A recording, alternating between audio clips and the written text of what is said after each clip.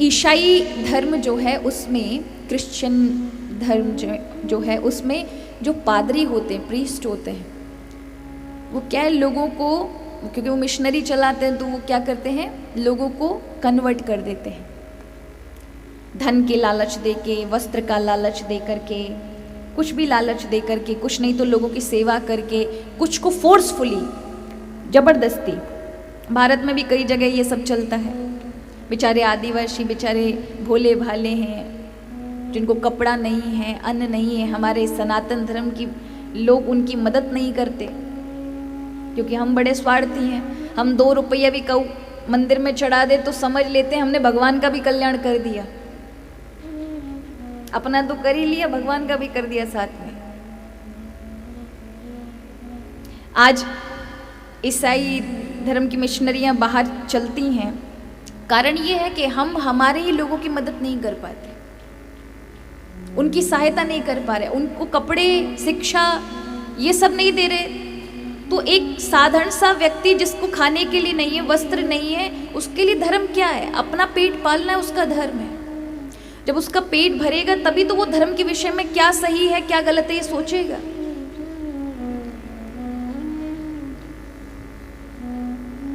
बहुत बड़ी बड़ी बातें करते हैं हम सनातन वाले कि हिंदू धर्म बहुत महान है, पर ऐसे लोगों की मदद नहीं करते। इन जगहों पर जाकर मिशनरियां मदद करती हैं उनकी, उन्हें दवाइयाँ देंगी, बीमार हैं तो वस्त्र देंगे, पढ़ाएंगे, अच्छी शिक्षा देंगे, वो कन्वर्ट हो जाएंगे। एक के साथ हजारों की संख्या में ईसाई धर्म अपना लेंगे। तो कुछ पादरियों का काम है महाराज ऐसा काम करना, और वो हमारे कारण ऐसा होता है क्योंकि हम इन चीज़ों पे ध्यान नहीं देते, और कई राज्यों में अत्यधिक ये सब संख्या बढ़ रही है। सोचनीय विषय है। वैसे तो मेरा किसी के साथ कोई विरोध नहीं है, पर भगवान के मार्ग में महाराज जो अपनी जगह खुश है, धर्म कभी भी ये नहीं कहता कि तुम इसमें कन्वर्ट हो जाओ तो उसमें सुखी होंगे। आप जहाँ हैं वहाँ से प्रभु की प्राप्ति कर सकते, कुछ विशेष करने की जरूरत नहीं, क्योंकि प्रभु तो प्राप्ति ही है, बस ज्ञान होना बाकी है, सही मार्ग का पता होना चाहिए।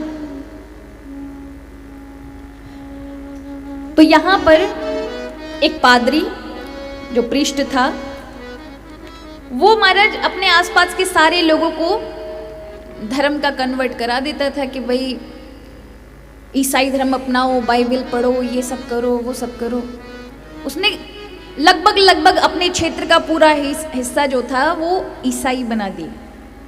एक दिन उसने सुना कि पास के समुद्र में एक छोटा सा आइलैंड है, एक छोटा सा एक द्वीप है, वहां पे कुछ लोग रहते हैं जो पत्ते पहनते हैं, अनजानी भाषा बोलते हैं जिसको हम नहीं समझ सकते, और उनको ईश्वर की प्रार्थना करना भी नहीं आता, ईश्वर का पूजा करना भी नहीं आता है, तो हम उनको सिखा के आएंगे।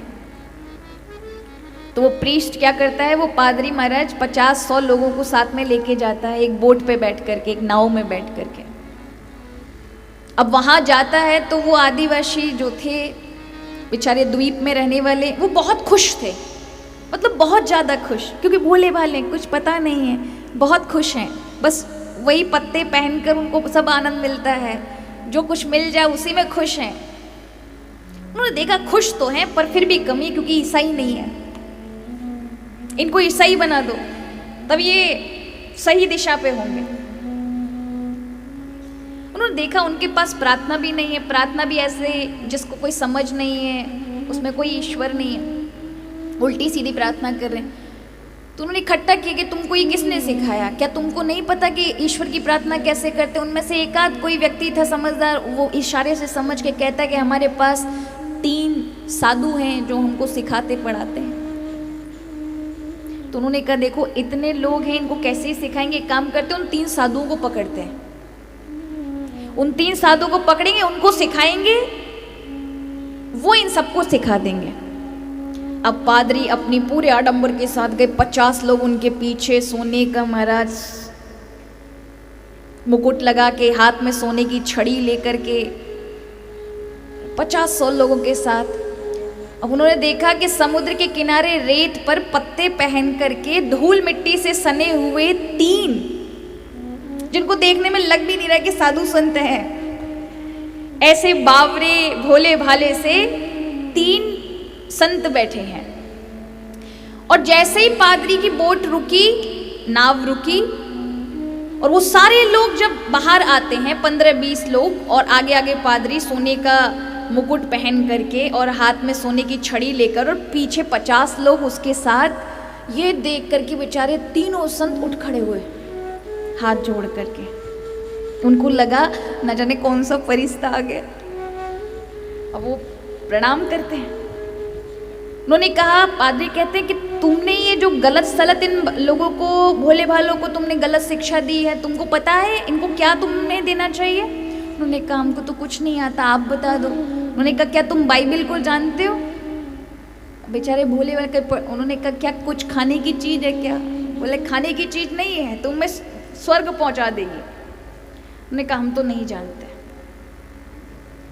तो उन्होंने कहा, हम सिखाएंगे, तुम इन सब लोगों को सिखाना। अब उसने 3 महीने तक उन तीनों संतों को सिखाने की कोशिश की कि बाइबिल का एक सूत्र रट ले, लेकिन वो इतने भोले कि एक सेंटेंस भी ना बोल पाए, एक वाक्य भी ना बोल पाए। 3 महीने के बाद उन लोगों ने कहा कि मेहनत तो खराब जा रही है, एक काम करते हैं, सिर्फ इतना ही रटा देते हैं कि भगवान से सिर्फ इतनी प्रार्थना करो, हे भगवान हमको बचाओ, हमको रोटी दो, आपका धन्यवाद। इतना भी ना बोल पाए। तो अंत में कहा कि इन लोगों से दिमाग मारने से अच्छा है सिर्फ इतना ही कहो, हे भगवान हमको रोटी दे दो। उन 3 साधु संतों को बताया, सिखाया।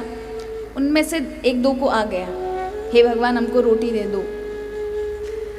अब जैसे ही पादरी ने कहा, किन बेवकूफ लोगों के चक्कर में फंस गया, यहाँ से निकलना चाहिए। अपने लोगों को लेके जैसे ही नाव की ओर गया, तुरंत वो 3 संत दौड़ करके आते हैं, अरे गुरुजी हमको वो सिखाओ जो अभी आपने बताया था। क्या बताया था आपने? हम तो भूल गए फिर से।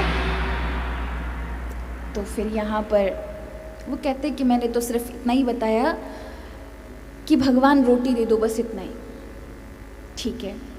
और जैसे ही वो नाव लेकर के समुद्र की ओर जाते हैं तो थोड़ी देर में क्या देखते हैं, अंधेरा हो चुका है, बहुत तेज लाइट चली आ रही है, बहुत तेज रोशनी। पादरी और सब खड़े हो जाते हैं, ये क्या हुआ? ये समुद्र के बीचों बीच इतना प्रकाश कैसे? देखो ये क्या हो रहा है। तभी देखा वो 3 संत भागे चले आ रहे हैं, गुरुजी हम भूल गए, तुमने क्या बताया था। और वो देखा कि वो पानी पे चले आ रहे हैं, दौड़ रहे हैं। उनको खुद होश नहीं है कि वो जमीन पे चल रहे हैं या समुद्र पे चल रहे हैं। ऐसी स्थिति देख करके वो पादरी और जितने भी महाराज के साथ आए थे सब चरणों में पड़ गए कि हम पढ़ करके वो उस स्थिति को ना पा सके जिन स्थिति को ये साधारण भोले भाले पा गए, कि उस अवस्था से जुड़ गए कि इनके लिए सृष्टि एक हो गई, भेद ही नहीं रहा। और सच बताओ महाराज, भगवान मिलते भोले भालों को ही है, सारी सिद्धि इत्यादि भोले भालों को मिल जाती है। आपको बहुत कुछ समझ आ जाए, ज्ञान आ जाए तो उसका सही सदुपयोग कर पाओगे तभी कल्याण है। केवल सुन लिया तो कानों को अच्छा लग रहा है, हृदय को अच्छा लग रहा है, लेकिन काम नहीं आ रहा। भगवान क्या कहते हैं, मेरी और कौन चल पाता है। कितने प्रकार के लोगों के बारे में भगवान कृष्ण कहते हैं कि पहला वो है जो मुझे मानता ही नहीं, दूसरा वो है जो मानता है किंतु मेरी ओर चलता नहीं, और कुछ है जो मेरी ओर चलते हैं, मुझे सुनते हैं, मुझे प्रेम करते हैं, किंतु उनमें साहस नहीं है। अर्जुन, कौन आएगा जो सिर्फ मुझे चाहेगा, वही मेरे तक पहुंचते हैं। इसलिए महाराज सबका कल्याण नहीं होता। फिर भी कहा है कि इस कलयुग में एक ही आधार है कि आप प्रभु के नाम से जुड़ जाइए, संतों के सत्संग से जुड़ जाइए। ये संतों का सत्संग धीरे धीरे आपके जीवन में आपको कुछ करना नहीं पड़ेगा, स्वतः ही स्वभाव में अपने आप ले आएगा। सत्संग सब कुछ कर देगा, इसलिए सत्संग औषधि है। सत्संग का मतलब क्या है? ये जो आप भागवत इत्यादि सुन रहे हैं, रामायण, ये तो सत्संग है ही। सत्संग का एक और अर्थ है गलत संग से दूर रहना। जो भी व्यक्ति गलत है, जिसका बोलना गलत है, जिसका खाना गलत है, जिसका रहना गलत है, जिसका पीना गलत है, जिसके पास जाकर आपको गलत चीजें ही मिलेंगी, उन लोगों से दूर रहना भी सत्संग है। जरूरी नहीं है कि रामायण और भागवत कथा में बैठना ही सत्संग है। जहां से अच्छे विचार मिले, जहां से आपको सुंदर शांति मिले, जहां से कुछ अच्छा प्राप्त हो रहा है, वो भी सत्संग है। गलत लोगों से दूरी बना के रखना भी सत्संग है।